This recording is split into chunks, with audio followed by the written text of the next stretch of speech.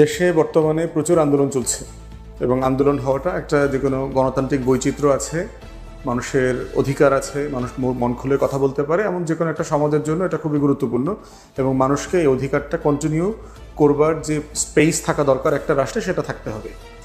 Issue হচ্ছে যে আন্দোলন বাংলাদেশে এমন একটা বাস্তবতায় রূপ নিয়েছে যে মতামত প্রকাশের স্বাধীনতার সাথে জনভোগান্তিটা জড়ায় গেছে। তো সেই জায়গাটাতে সে আসলে অন্তর্বর্তীকালীন সরকার অথবা রাষ্ট্র কি করার দরকার। সারা দুনিয়াতে যেখানে ডেমোক্রেটিক স্পেস আছে সেখানে যেটা হয় যে মানুষের মানববন্ধন করবার স্পেস করা থাকে, মিছিল মিটিং করবার জন্য ডেডিকেটেড জায়গা থাকে, যেখানে সাংবাদিকরা যান, সেখান থেকে তাদের ভিডিও ধারণ করা হয়, যেখানে সরকারের প্রতিনিধিরা যায়, সরকারের বক্তব্য সেখানে প্রেস করবার সুযোগ থাকে। তো সেই বাস্তবতা দেখতে পাচ্ছি যে ঢাকাতে আসলে মিছিল মিটিংয়ের ভালো জায়গা নাই। একটা সময় মনে আছে আমাদের ছাত্র জীবনে আমরা যখন রাজনীতি করেছি, পল্টন ময়দান একটা বড় জায়গা ছিল, সেখানে বড় বড় সমাবেশ করা যেত। মুক্তাঙ্গন একটা জায়গা ছিল সচিবালয়ের পূর্ব দিকে, রাস্তার পূর্ব দিকে একটা বড় জায়গা, সেখানে দেখলাম এখন সরকারের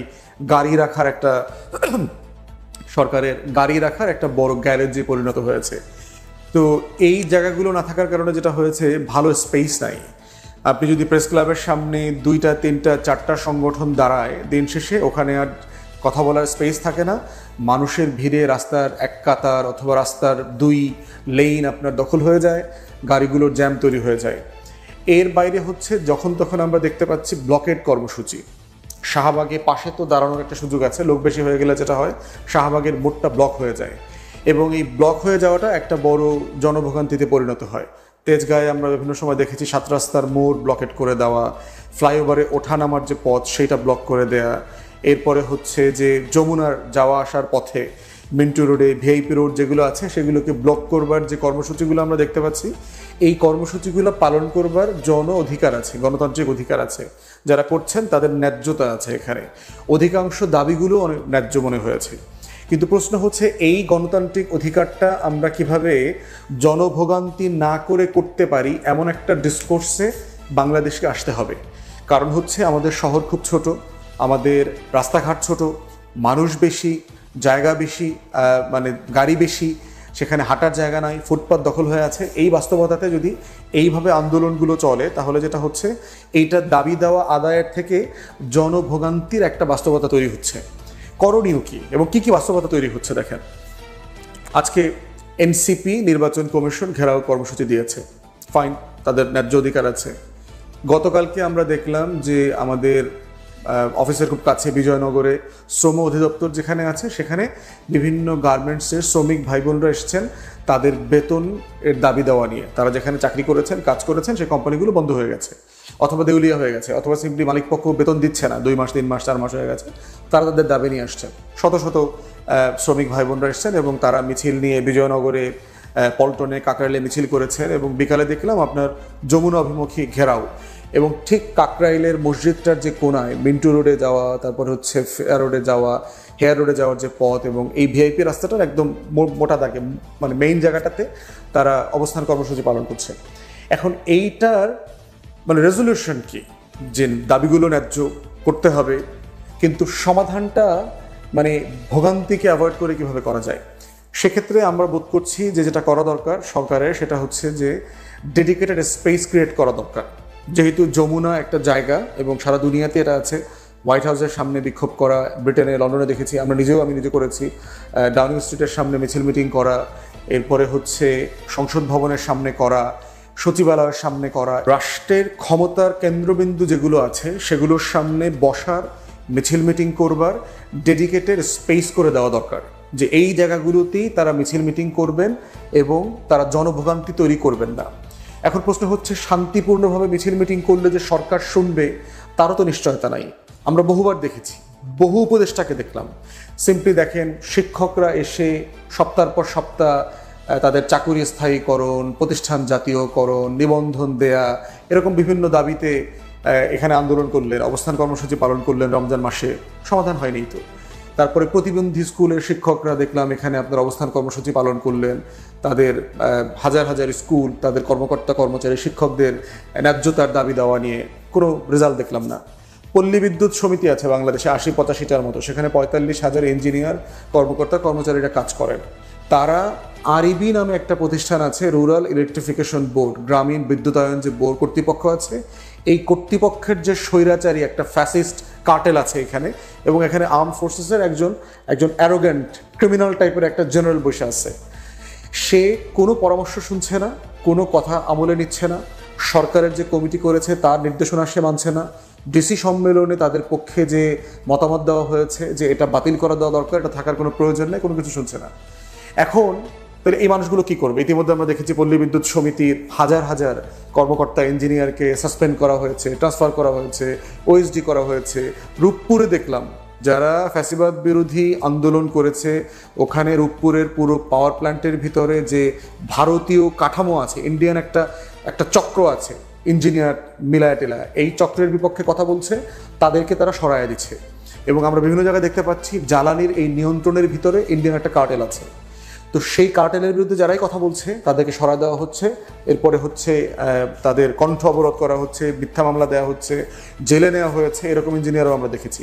এখন সমাধান তো হচ্ছে আরইবির চেয়ারম্যানকে সরাই দিতে হবে, কারণ এই মানে একটা মানে ইনকম্পিটেন্ট, অ্যারোগ্যান্ট, এবং যিনি জনগণের কথা শুনতে প্রস্তুত না। ইভেন আমরাও আমাদের দলের পক্ষ থেকে যখন এটার ব্যাপারে ওনার সাথে কথা বলতে চেয়েছে, আমাদের নেতৃবৃন্দরা যাবেন এই বিষয় নিয়ে ডায়ালগ করবেন, উনি সময় দিচ্ছেন না, উনি কাউকে সময় দেন না। এত ক্ষমতা একটা ব্রিগেডিয়ার জেনারেলের আসে কোত্থেকে?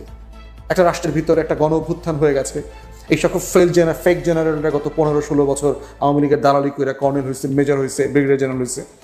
তো সেইটা হচ্ছে আন্দোলনের বাস্তবতা। কেন এরকম একটা প্রান্তিক চরম সিদ্ধান্ত নিতে হয় আন্দোলনকারীদেরকে? অতএব সেই জায়গাতে হচ্ছে সরকারের দায়িত্ব আছে যে শান্তিপূর্ণ সিলেক্টিভ জায়গাতে তারা মানববন্ধন করবে, শান্তিপূর্ণ কর্মসূচি পালন করবে, কিন্তু সেটা আবার সরকারকে বিবেচনা করবার জন্য প্রম্পট অ্যাকশন নেবার একটা জায়গা থাকতে হবে।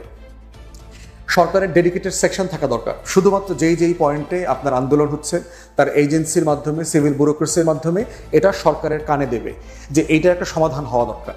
অতএব সরকার যখন তখন এটা ইমিডিয়েটলি অ্যাকশন নেয়, সরকারের আমলাদের পক্ষ থেকে অথবা অ্যাডভাইজারদের পক্ষ থেকে অথবা যেখানে রেলেভেন্ট কর্তৃপক্ষ, তারা যেন আন্দোলনকারীদের সাথে এঙ্গেজ হয়, ডায়ালগটা, কনভারসেশনটা শুরু হয়। তাহলে যেটা হবে, এই আন্দোলনগুলো, কর্মসূচিগুলো কখনো প্রান্তিক জায়গায় যাবে না। অতএব এইখানে দুই পক্ষেরই একটা মানে ন্যায্যতার জায়গা যেমন আছে, দুই পক্ষকে সবর করে এইটা একটা ডায়ালগ দুই পক্ষকে আলোচনার টেবিলে নিয়ে আসার একটা জায়গা আছে। সেইটা করতে না পারলে যেটা হবে, সবাই খুব প্রান্তিক আচরণ করবে।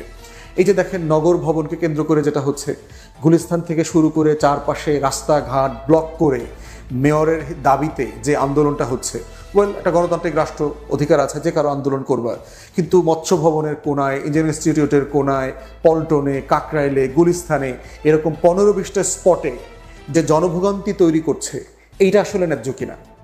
অতএব যেই বিষয়টা মামলাধীন, সরকার বলছে যেটা মামলা চলছে কোর্টে, আইন উপদেষ্টা বলেছে এই বিষয়ে এখন সিদ্ধান্ত নেওয়া সম্ভব না কারণ এখানে মামলা চলছে, সেই রকম একটা সময়ে চারদিকে যেটা হচ্ছে, এইটাকে মানে কিভাবে একটা স্পেসে নিয়ে আসা যায়, একটা সিভিল স্পেসে আনা যায়, যেন কারো ভোগান্তিটা না হয়।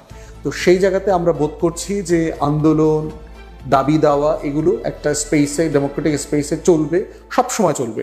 এটা কখনো বন্ধ করা যাবে না, বন্ধ করার উদ্যোগও নেওয়া যাবে না। বাট মাঝে মধ্যে মাথায় রাখতে হবে এর ভিতরে স্যাবোটাজ আছে কিনা, সরকারকে আন্ডারমাইন করা, অ্যাডমিনিস্ট্রেশনকে বিব্রত করা, সিচুয়েশনটাকে নিয়ন্ত্রণের বাইরে নিয়ে নেওয়া, এই প্রত্যেকটা বিষয় যেন আমাদের মাথায় থাকে। আর সরকারের যেটা দায়িত্ব, তড়িৎ গতিতে এগুলো সমাধান করবার উদ্যোগ নেওয়া, প্রত্যেকটা ডিপার্টমেন্ট রেলেভেন্ট যেখানে, যে তার দায়িত্ব হচ্ছে এটাকে অ্যাকশনে আসা।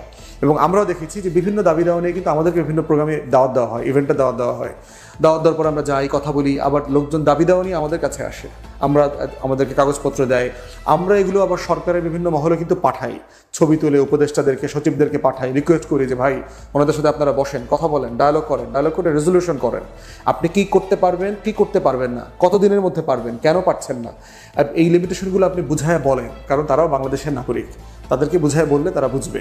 এই আত্মবিশ্বাস রেখে আমাদের কনভারসেশন এবং ডায়ালগ এঙ্গেজ হওয়া দরকার। তো সেইখানে আমরা বোধ করছি যে আইন শৃঙ্খলা বাহিনীর উপরে যেন যথেচ্ছ প্রেশার না পড়ে। এই গরমের ভিতরে প্রচণ্ড গরম, মাঝে মধ্যে আবার প্রচণ্ড বৃষ্টি হচ্ছে, যারা আন্দোলন করছেন তাদেরও যেমন কষ্ট হচ্ছে, সাধারণ মানুষের কষ্ট হচ্ছে। ঢাকার ট্রাফিক এমনিতেই খুব আউট অফ কন্ট্রোল সিচুয়েশন, সেখানে সিম্পলি গত কয়েকদিন থেকে এটা নিয়ন্ত্রণের বাইরে চলে গেছে। তাই ফর গডস সেক সকল পক্ষ মিলে একটা রেজলিউশনে আসার প্রসেস ঠিক করেন। সরকারকে বলছি একটা সিস্টেম ডেভেলপ করেন, যেমন ধরেন সংসদ ভবনের সামনে আপনি একটা স্পেস ডেডিকেটেড করেন মিছিল মিটিং করবার জন্য, স্পিকার্স কর্নার করে দেন, এই জায়গাটা খালি পড়ে আছে। প্রেস ক্লাবের রাস্তায় না করে আমাদের ঈদগাহ ময়দানটা খালি পড়ে আছে।